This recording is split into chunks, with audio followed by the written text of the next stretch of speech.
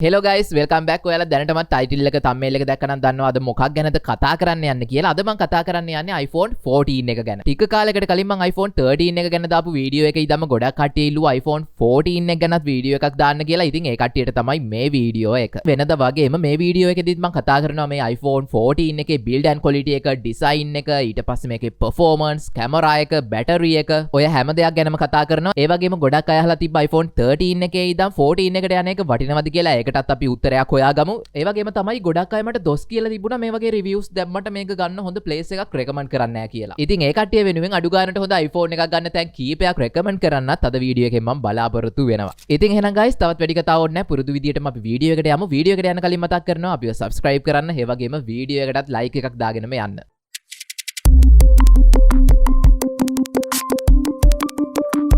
Audio Jungle.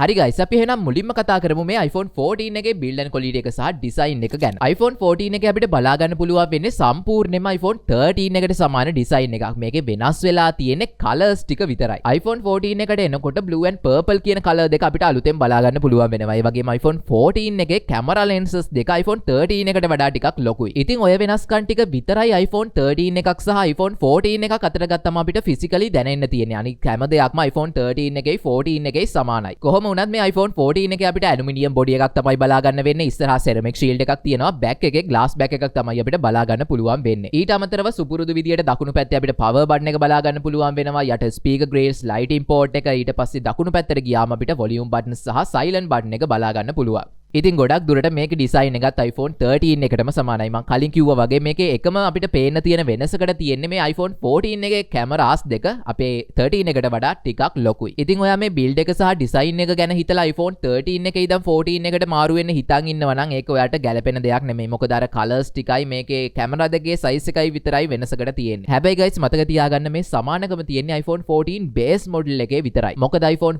එකට යනකොට Apple ලොකු වෙනස්කමක් කරා. ඒක තමයි අපි හැමෝම ආස කරන Dynamic Island එක.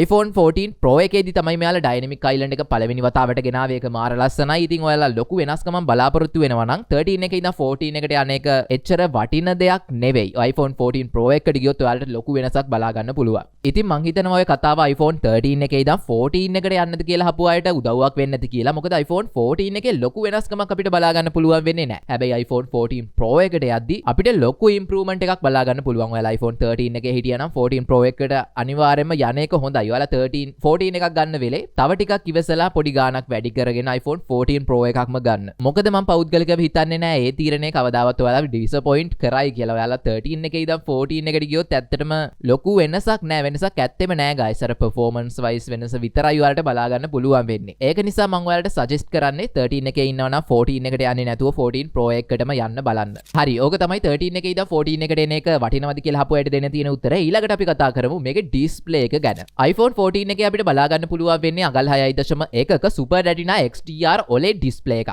ඉතින් මේ ඩිස්ප්ලේ එක ගැනත් කිසිම කම්ප්ලේන් එකක් නෑ guys. මේ ඩිස්ප්ලේ එකේ අපිට මාර sharp images, vibrant colors, ඒ වගේම deep black බලා ගන්න පුළුවන් වෙනවා. ඒ වගේම මේ ෆෝන් එකේ nits 1200ක peak brightness එකක් බලා ගන්න පුළුවන්. ඒක නිසා ඔයාලට තද අවුවක වුණත් සාමාන්‍ය විදියට බලා ගන්න පුළුවන්. අපේ ඩිස්ප්ලේ එක මාර හොඳටම පේන්නේ නෑ. හැබැයි ලොකු දවල් වෙලාවක ඉරවුවක වුණත් ඔයාලට ලාවට shape එකේ මේකෙන් ඩිස්ප්ලේ එක බලා ගන්න පුළුවන්.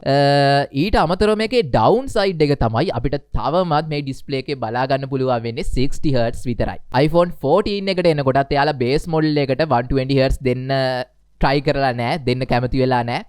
ඉතින් ඒක නිසා අපිට මේ වෙද්දිත් බලා ගන්න පුළුවන් වෙන්නේ iPhone 13 එකේ විතරක් නෙමෙයි 14 එකට එනකොටත් බලා ගන්න පුළුවන් වෙන්නේ 60 Hz refresh rate එකක්. ඉතින් ඔන්න ඕක විතරයි මේකේ down side එකට කියලා කියන්න පුළුවන්. ගොඩක් අය කැමති 120 Hz එකට. හැබැයි ඔයාලට 60 Hz ප්‍රශ්නයක් නැත්නම් ඔයාලට මේක හොඳ ඩිස්ප්ලේ එකක් ඔයාලට සෝන්නම් ඉතින් Pro එකට යන්න සිද්ධ වෙනවා. ඊට අමතරව මේ ඩිස්ප්ලේ එක ගැන කියන්න කිසිම කම්ප්ලේන් එකක් නැහැ. ගොඩක් හොඳ ඩිස්ප්ලේ එකක් අපිට iPhone 14 එකේ බලා ගන්න පුළුවන් වෙනවා. ඊළඟට iPhone 14 එකේ performance. iPhone 14 එකේ අපිට බලා ගන්න පුළුවන් වෙන්නේ A15 Bionic chip එක. මේ chip එක තමයි iPhone 13 Pro එකේ යාලා පාවිච්චි කරේ. ඉතින් ඒ chip එකම තමයි අපිට iPhone 14 එකේ බලා ගන්න පුළුවන් වෙන්නේ. ඇත්තටම ඕකේ performance ගොඩක් හොඳයි. අපි iPhone 13 එකේ ඉඳන් 13 base model එකේ ඉඳන් iPhone 14 එකට යනකොට අපිට දැනෙනවා මේක මාර speed නේ මේ iPhone 13 එකට වඩා කියලා. ඒක ප්‍රැක්ටිකලි කොහොමත් අපි iPhone කලින් version එකේ ඉඳන් ඊළඟට අලුත් ආව එකට යනකොට දැනෙන දෙයක්. ඉතින් ඔය කොහොම වුණත් වැදගත්ම දේ තමයි මේ A15 Bionic chip එක අදටත් මාර powerful chip එකක්. ඔයාලට ඕන game එකක් ඕන heavy වැඩක් මේ chip එකේ කිසිම lag එකක් නැතුව කරගන්න පුළුවන්. ඔයාලට game එකක් වුණත් medium graphic high graphic දාලා සෙල්ලම් කරගන්න පුළුවන් කිසිම ප්‍රශ්නයක් නැතුව. ඊට අමතරව මේ ෆෝන් එකේ ඔයාලට කිසිම app crash වීමක් lag වීමක් බලා ගන්න පුළුවන් වෙන්නේ නැහැ. iPhone එකේ performance ගැන අපි ඇත්තටම කතා කරන්න ඕනෙත් නැහැ. කොහොම වුණත් iPhone එකක් පළවෙනියට ගන්න ඉන්න කෙනෙක්ට ඕක වැදගත් වෙනවා. ඒක නිසා ඔයාලා කිසිම වෙලාවක බය වෙන්න එපා අර පරණ chip එකක් තියෙන්න කියලා. ඔයාලට කිසිම වෙලාවක මේකේ lag එකක් crash එකක් බලා ගන්න පුළුවන් වෙන්නේ නැහැ. ඉතින් ඔයාලා ගොඩක් දුරට කැමරා එක හැම පාවිච්චි කරනාම පොඩ්ඩක් heat වෙනවා ෆෝන් එක. එතකොට ඔයාලා කොහොමද දන්නව ඇති heat වෙනවා කියන්නේ අනිවාර්යෙන් ෆෝන් එකේ performance අඩු වෙනවා. හැබැයි normally අපි පාවිච්චි කරද්දී daily ජීවිතේ පාවිච්චි කරද්දී කිසිම වෙලාවක ඔයාලට මේකේ lag එකක් crash එකක් stuck වීමක් බලා ගන්න පුළුවන් වෙන්නේ නැහැ. හරි. දැන් අපි කතා කරමු අපි හැමෝගෙම favorite part එක වෙන මේකේ camera performance ගැන. iPhone 14 එකේ අපිට බලා ගන්න පුළුවන් වෙනවා 12 megapixel main camera එකක් වගේම 12 megapixel ultra wide camera එකක්. මේකේ main camera එකේ ගොඩක්ම improve වෙලා තියෙන දේ තමයි අපිට මේ main camera එකේ low light වලදී වුණත් කිසිම noise එකක් නැතුව ගොඩක් හොඳ image එකක් video එකක් capture කරගන්න පුළුවන්. මම ඔයාලට කලිනුත් කිව්වා iPhone 11 එකේ XS එකේ ඊට පස්සේ කලින් iPhone 12 වල එහෙම ගොඩක් අර low light වලදී noise එක අපිට පේනවා. හැබැයි iPhone 13 එක වෙනකොට ඒක improve වෙලා තිබ්බා. iPhone 14 එක වෙනකොට ඒක තවත් ගොඩක් improve වෙලා තියෙනවා. ඉතින් ඔයාලා මේ කැමරා එකෙන් video එකක් low light වලදී indoor එහෙම shoot කරනවා නම් ඔයාලට කිසිම ප්‍රශ්නයක් නැතුව හොඳ video එකක් capture කරගන්න පුළුවන්. ඒ වගේම iPhone 14 එකට එනකොට මෙයාලා night mode එක පොඩ්ඩක් improve වෙලා තියෙනවා. පොඩ්ඩක් නෙමෙයි ඒක අපිට ගොඩක්ම noticeable. කලින් phones එක්ක බලද්දි ගොඩක් notice වෙන විදියට මේකේ night mode එක improve වෙලා තියෙනවා. colors ඊට පස්සේ accuracy එක ඔය වගේ ගොඩක් දේවල් improve වෙලා තියෙනවා. ඊට අමතරව මෙයාලා auto focus එක front camera එකටත් ගෙනලා තියෙනවා. ඔයාලට selfie එකක් ගද්දි auto focus feature එක දැන් බලා ගන්න පුළුවන්. ඊට පස්සේ මේ කැමරා එකෙන් කරන videos ගැන කතා කරද්දී අපිට මේ කැමරා එකෙන් 4K Dolby Vision videos ගන්න පුළුවන්. ඒ වගේම cinematic mode එක improve වෙලා තියෙනවා. ඊට අමතරව මෙයාලා අලුතෙන්ම දීලා තියෙනවා action mode කියලා feature එකක්. මේකෙන් ඔයාලා ගොඩක් අර move වෙන shot ගන්නවා නම් අපි කොහේ හරි දුවනවා නම් සෙල්ලම් කරනවා නම් ඔය වගේ ගොඩක් move වෙන shot තියෙනවානේ. ඕවා අපිට ගොඩක් steady විදියට මේ mode එක පාවිච්චි කරලා අරගන්න පුළුවන්. ඉතින් ඕවා කියලා විතරක් බෑනේ guys. අපි බලමු මේවා ඇත්තටම practically කරන්න පුළුවන්ද කියලා. මේ ඔයාලට බලා ගන්න පුළුවන් වෙන්නේ මං iPhone 14 එකෙන් normal indoor ගහපු photo එකක්. ඊට පස්සේ මේ තියෙන්නේ 0.5 එකෙන් මං ගහපු photo එකක්. ඔයාලට පේනවා ඇති indoor එකේ quality එක කොහොමද කියලා. දැන් අපි යමු outdoor එකට. මම මේ photo එක ගත්තේ හොඳට එළිය තියෙන තැනක. ඉතින් ඔයාලට පේනවා ඇති 1x එක ඒ වගේම 0.5 එක. ඊට පස්සේ portrait පැත්තට ගියොත් අපිට portrait එකේ මේ වගේ photo එකක් තමයි indoor එකේ බලා ගන්න පුළුවන් වෙන්නේ. outdoor එකට ගියාම මෙන්න මේ විදියට තමයි බලා ගන්න පුළුවන් වෙන්නේ. ඊට පස්සේ videos තියෙනවා අපිට 30 fps 60 fps ඒ වගේම 120 fps දක්වා මේකේ videos shoot කරන්න පුළුවන්. ඒ වගේම resolution එක 4K දක්වා මේකෙන් ඔයාලට record කරන්න පුළුවන්. ඉතින් guys ඔන්න ඔය දේවල් ටික තමයි mainlyම මේක කැමරා එක ගැන කතා කරන්න තියෙන්නේ. කැමරා එක ඇත්තටම කලින් phones වලට වඩා ගොඩක් improve වෙලා තියෙනවා. 13 එකට වඩා සාමාන්‍ය විදියට improve වෙලා තියෙනවා. හැබැයි ඔයාලා XS එක වගේ ඉන්නවා නම් මේ ෆෝන් එක මාර විදියට improve වෙලා තියෙනවා. ඉතින් ඔන්න ඔය දේවල් ටික තමයි කැමරා එක ගැන mainlyම කතා කරන්න තියෙන්නේ. ඉතින් මේකේ ලොකු improvement නෑ මාර ලොකුයි කියලා කියන්න බෑ අපිට 12 එකේ ඉඳන් 13 එකේ ඉඳන් මේකට එනවා නම්. හැබැයි සැලකිය යුතු තරමක improvements වෙලා තියෙනවා. ඇත්තටම මේ කැමරා එක ඔයාලා vlog කරනවා නම් YouTube channel එකක් පටන් ගන්න ඉන්නවා නම් social media වැඩ කරනවා නම් කිසිම ප්‍රශ්නයක් නැතුව මාර හොඳට පාවිච්චි කරන්න පුළුවන් කැම් එකක්.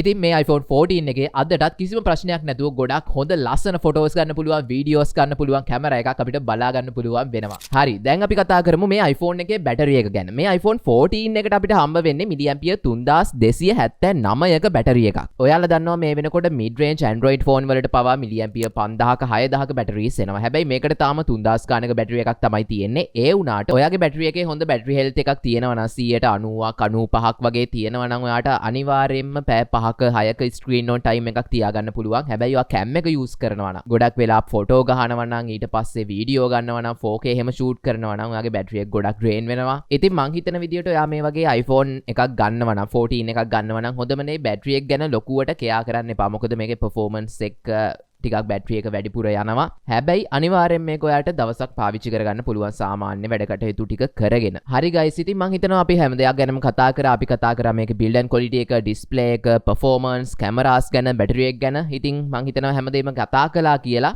ඉතින් guys ඔන්න ඔය දේවල් ටික තමයි මට විශේෂයෙන්ම මේ iPhone 14 එක ගැන කියන්න තියෙන්නේ. ඔයාලට මේ iPhone 14 එකත් කිසිම ප්‍රශ්නයක් නැහැ. ගොඩක් හොඳ කැමරා එකක් තියෙනවා, ගොඩක් හොඳ performance තියෙනවා, ගොඩක් හොඳ battery life එකක් තියෙනවා. ගොඩක් හොඳ කියන්නත් බෑ සාමාන්‍ය battery life එකක් තියෙන්නේ. ඉතින් මේ iPhone 14 එක ඔයාලට 2025 දිත් ගන්නවා නම් කිසිම ප්‍රශ්නයක් නැතුව ඔයාලගේ වැඩ කටයුතු ටික කරගන්න පුළුවන්. එහෙනම් guys අවසානයේ ඔයාලටත් මේ වගේ iPhone 14 එකක් නැත්නම් ඕනම iPhone එකක් ඕනම brand new Android phone එකක් ගන්න ඕන නම් කතා කරන්න Chani mobile එකට. මම ඔයාලට Chani mobile එකේ විස්තර ටික description එකේ හෝ පහළ comment එක pin කරලා තියන්නම්. ඔයාලට පුළුවන් යාළුව contact කරගෙන used iPhone එකක් නැත්නම් Android එකක් ඕනම phone එකක් යාලත් එක්ක කතා කරලා හොඳ වගකීමක් එක්ක අඩු මිලට මිලදී ගන්න. ඉතින් guys ඔය ටික තමයි මට කියන්න තියෙන්නේ. එහෙනම් අපි මේ වගේම තවත් වීඩියෝ එකකින් ඉක්මනට හම්බ වෙමු. හෙට කල් පරිස්සමට ඉන්න. ජය වේවා.